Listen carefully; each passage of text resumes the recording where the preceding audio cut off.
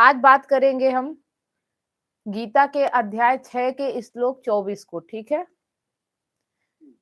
यह श्लोक बहुत ही महत्वपूर्ण है क्योंकि इसमें भगवान श्री कृष्ण बताते हैं मन को कैसे शांत किया जाए, इच्छाओं पर नियंत्रण कैसे किया जाए और स्थिर ध्यान की अवस्था कैसे प्राप्त की जाए। ये तीनों चीजें हमें इस श्लोक से जानने को मिलेगी। अगर आप अक्सर कहते हैं मेरा मन नहीं लगता, बार बार फालतू विचार आते रहते हैं, मैं ध्यान करता हूं लेकिन मन भागता रहता है, तो यह श्लोक आपका जीवन बदल सकता है।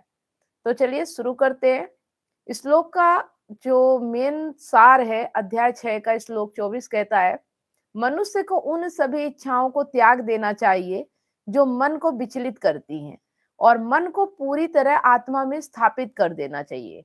ठीक है, यह श्लोक केवल ध्यान की तकनीक नहीं, यह मन की आजादी का तरीका है। अब यहाँ पे जितनी बातें कही गई है कि मनुष्य को उन सभी इच्छाओं को त्याग देना चाहिए। एक मिनट,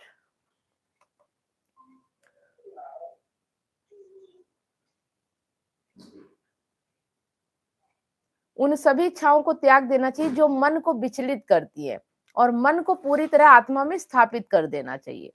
तो ये कैसे करेंगे इसके बारे में हम समझेंगे, ठीक है।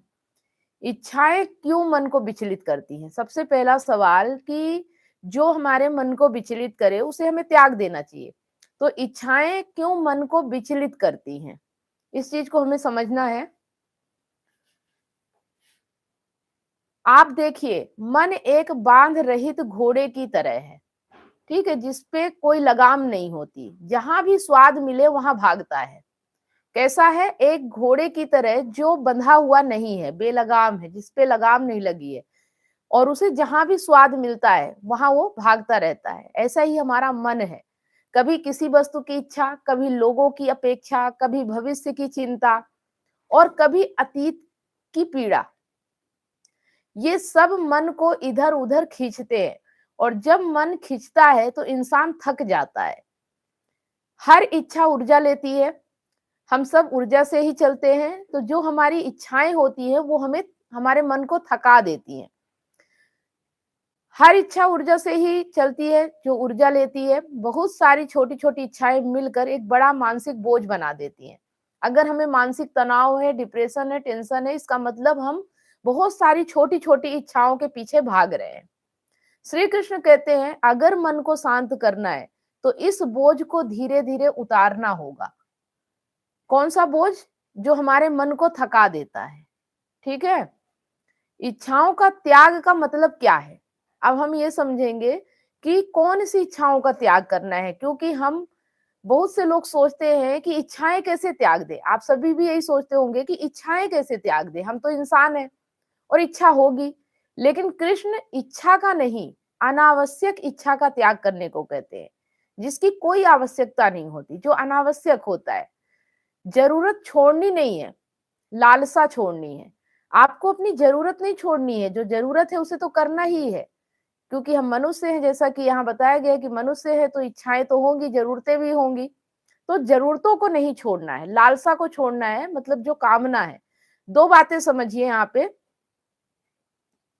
जिस चीज के बिना भी आप ठीक से रह सकते हैं वह लालसा है। जिस चीज के बिना आप रह सकते हैं इसके बाद भी मन भाग रहा है, इसका मतलब आप लालसा कर रहे हैं। लेकिन जिस चीज के बिना जीवन नहीं चलता वह आवश्यकता है। अगर वो चीज ना मिले तो आप, मृत्यु आपकी हो जाएगी या आपका जीवन नहीं चलेगा, आपका शरीर नहीं चलेगा, वो आवश्यकता होती है। लेकिन अगर ये सब चल रहा है उसके बाद भी कोई लालसा आती है, कोई कामना आती है, कोई इच्छा आती है, तो वो फिर कामना या लालसा कहलाती है, ठीक है। कृष्ण कहते हैं लालसाएं मन को अशांत करती हैं, जरूरतें नहीं। अगर हमारा मन अशांत है, डिप्रेशन में है, टेंशन में है, परेशानी में है, चिंता में है, इसका मतलब हम लालसा कर रहे हैं, कामना कर रहे हैं। लेकिन जब हम जरूरत पे काम करते हैं तो हमारा मन कभी भी अशांत नहीं होता। आप लोग नोट कीजिएगा, ध्यान दीजिएगा, अपने ऊपर कभी ये प्रैक्टिस कीजिएगा कि कब आपका मन भारी होता है और कब हल्का होता है, कब वो आपको बोझ जैसा लगता है और कब एकदम प्रसन्न रहते हो आप। ये चीज आपको समझ में आ जाएगी। इच्छाओं को छोड़े कैसे, है ना, इच्छाओं को छोड़ा कैसे जाए? इच्छाएं बंद नहीं की जाती, समझ से गिरती है। देखो, इच्छाओं को जबरदस्ती नहीं छोड़ा जा सकता, उसे सिर्फ समझा जा सकता है। और एक मिनट, जैसे ही आप समझ लोगे, है ना, वैसे ही इच्छा गिर जाएगी, खत्म हो जाएगी। तो इसे हम 3 स्टेप में समझेंगे। सबसे पहले तो निरीक्षण करना है कि जब भी कोई इच्छा उठे उसे देखें, क्या यह मेरी जरूरत है या मन की आदत है। फिर मूल्यांकन करें, पूछे क्या यह मुझे शांति देगी या बेचैनी। ज्यादातर इच्छाएं बेचैनी देती हैं। ज्यादातर इच्छाएं जो होती हैं वो हमें बेचैन करती हैं। ठीक है, यह समझ आते ही वे कमजोर हो जाती है। जैसे ही हमें समझ में आ जाए कि जिस इच्छा के पीछे हम भाग रहे हैं वो हमें बेचैनी दे रहा है, वैसे ही इच्छा कमजोर हो जाती है। फिर इसका त्याग, तो जबरदस्ती छोड़ने की कोशिश मत करें। ठीक है, बस यह देख ले कि इसका कोई लाभ नहीं है, इच्छा अपने आप गिर जाती है। जैसे ही आपकी किसी चीज को पाने की इच्छा या किसी चीज के पीछे आप भाग रहे हो, तो बस ये देख लो कि इसको पाने के बाद आपको क्या लाभ मिलने वाला है। और जैसे ही पता चलेगा कि कुछ लाभ नहीं है, वैसे ही इच्छा अपने आप खत्म हो जाएगी। उसको जबरदस्ती नहीं करने की जरूरत है, सिर्फ देखना है। ठीक है, अपने आप त्याग हो जाएगा। यह ठीक वैसे ही है, एक उदाहरण से समझते हैं कि जैसे गर्म चीज छूकर पता चल जाए कि दर्द होगा। कोई गर्म चीज है और उसे छूने से पता चल जाए कि दर्द होगा, आप अपने आप हाथ हटा लेते हो। आपको जबरदस्ती नहीं करनी पड़ती, आपका हाथ अपने आप हट जाता है। वैसे ही जब पता चल जाएगा कि ये इच्छा आपके लिए दुखदाई है, बेचैनी का कारण है, कोई लाभ नहीं है, वैसे ही आपकी इच्छा गिर जाएगी। लोग बोलते हैं ना कि कैसे इच्छाओं को कंट्रोल करें, मन को शांत कैसे करें, ये तरीका है। ठीक है, कृष्ण कहते हैं मन को आत्मा में स्थिर कैसे करें, तो कृष्ण यहाँ बता रहे हैं कि मन को आत्मा में स्थिर करो। इसका मतलब क्या है? मन बाहरी चीजों में भटके नहीं, वह भीतर की ओर मुड़ जाए और अपने ही स्वरूप का अनुभव करे। इसके लिए 3 साधन है। ठीक है, यहाँ पे 3 साधन बताए गए हैं, जो अगर आप करोगे तो आपका मन भीतर की ओर मुड़ेगा। ठीक है, तो सबसे पहले जो हम अभी तक बताते आए हैं, श्वास पर ध्यान दीजिए। सांस प्राकृतिक रूप से मन को भीतर ले जाती है। धीरे धीरे मन का शोर कम होता है। साक्षी भाव, विचारों को पकड़िए मत, उन्हें आते जाते देखिए। आप खुद विचार नहीं है, आप उनको देखने वाले हैं। मतलब विचार आप नहीं है, आप जो देख रहे हैं ना वो है। क्योंकि विचारों को देख कोई रहा है ना, तभी तो विचार दिख रहे हैं, आ रहे जा रहे हैं। वो कौन देख रहा है? जो देखने वाला है वही आप हो, आप विचार नहीं हो, आप उनको देखने वाले हो। जब आपको पता चल जाए कि विचार आएंगे और जाएंगे, तो आत्मचिंतन, अपने आप से पूछिए मैं कौन हूं? क्या मैं केवल शरीर हूं? क्या मैं मन हूं? जैसे जैसे यह प्रश्न गहराते हैं, मन स्थिर होने लगता है। जैसे जैसे आपको पता चलेगा कि आप कौन हो, वैसे वैसे आपके जो प्रश्न हैं वो गहराते हैं, वैसे ही मन स्थिर होने लगता है। गहराई तक जाना है। ठीक है, जीवन में इसका वास्तविक उपयोग कैसे करें अपने जीवन में आज के समय में? तो कृष्ण का मैसेज सिर्फ इतना है कि सिर्फ ध्यान में नहीं है, यह रोजमर्रा की जिंदगी में भी लागू होता है।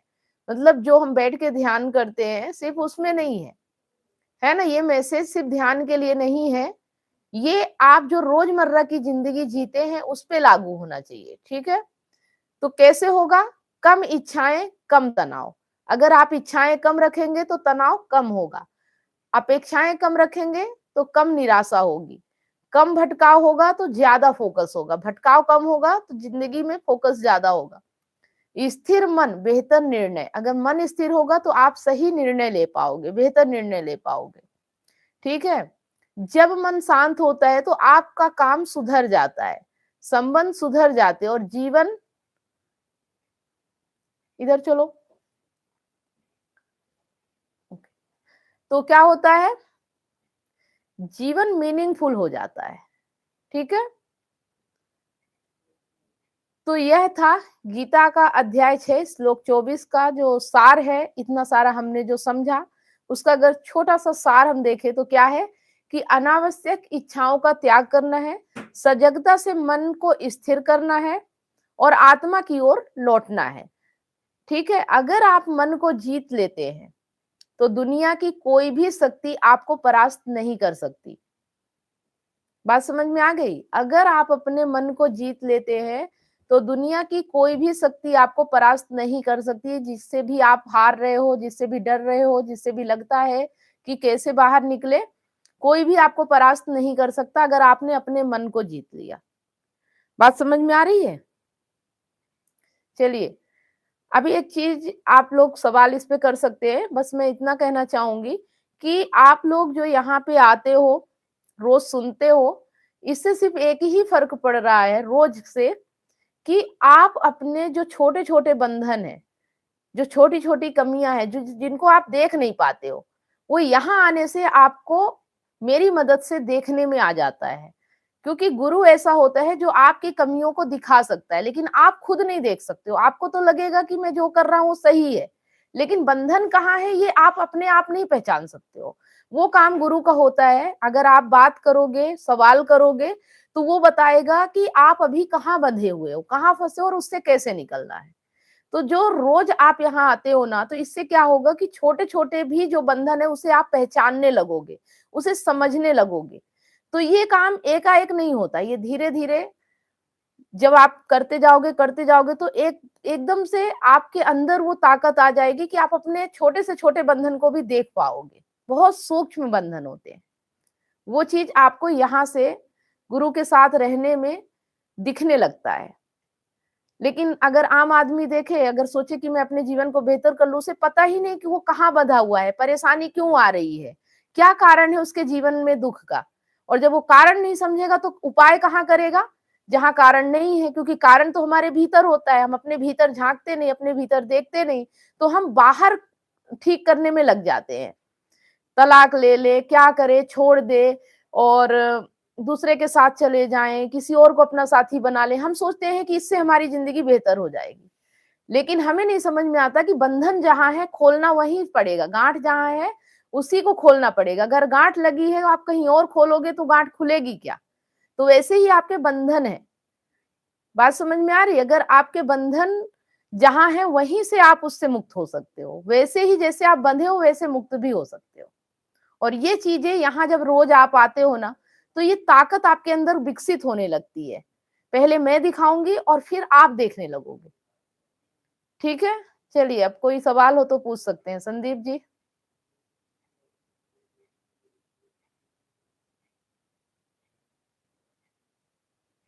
सुन पा रहे हैं? गणेश जी, संदीप। ओके, वसुदेव जी कुछ पूछना हो तो पूछ सकते हैं।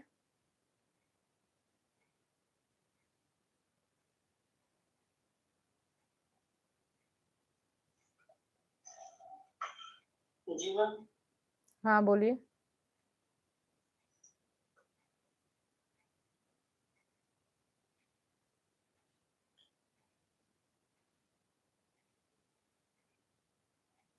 जो अभी समझाया यहाँ, जो अभी यहाँ समझाया वो समझ में आ गया?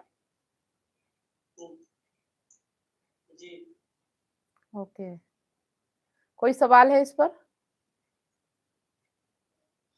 नहीं। ठीक है, गणेश जी आपको भी कुछ पूछना है?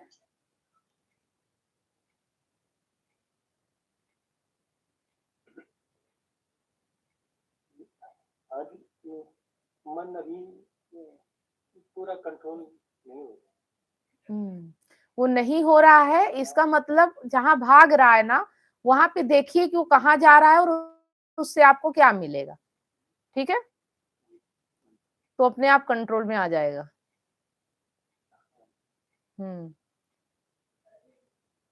कोई सवाल है और लाइव में देख लीजिए। ठीक है, आप लोगों का कोई दिक्कत नहीं है।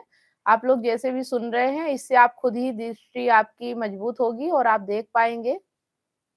ठीक है, क्या आप अपने पार्टनर की बेवफाई से टूट चुके हैं? क्या विश्वास टूटने से आपकी जिंदगी और आपका करियर दांव पे लगा है? विश्वास की कमी, डिप्रेशन और अकेलापन आपको घेर रहे हैं।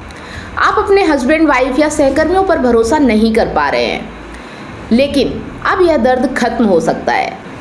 मैं कमलेश सोनी पिछले 8 वर्षों से हजारों रिलेशनशिप्स पर काम किया है और कंसल्ट करके उनके साथ उनकी प्रॉब्लम पर साथ मिलकर जो भी समाधान हो सकता है हमने किया और 100% गारंटी के साथ समाधान मिला और आज वो खुशी से जीवन जी रहे हैं। और मेरा मिशन है आपको निराशा से निकालकर खुशहाल जिंदगी की ओर ले जाना। मेरा 90 दिन का विश्वास और रिकवरी सिस्टम आपकी जिंदगी बदल देगा। हमारे एक्सपर्ट्स कोचिंग, कंसल्टिंग और हीलिंग के साथ अपने रिश्ते में विश्वास और प्यार वापस लाएं, डिप्रेशन और अकेलापन से मुक्ति पाएं और अपनी मैरिड लाइफ और करियर को नई उड़ान दें। हजारों लोग मेरे YouTube चैनल और Facebook से प्रेरणा ले चुके हैं, लेकिन व्यक्तिगत कंसल्टिंग वो चाबी है जो आपके रिश्ते का ताला खोलेगी। आज ही कदम उठाएं। 7697572249 पर व्हाट्सएप करें या लिंक पर क्लिक करें और अपॉइंटमेंट बुक करें और हमारे 90 दिनों के वर्कशॉप से अपनी ज़िंदगी के निराशा को खुशहाल ज़िंदगी में बदलें। आपका रिश्ता हमारे लिए मायने रखता है। आज ही एक्शन लें और अपनी खुशहाल ज़िंदगी की शुरुआत करें। Click now.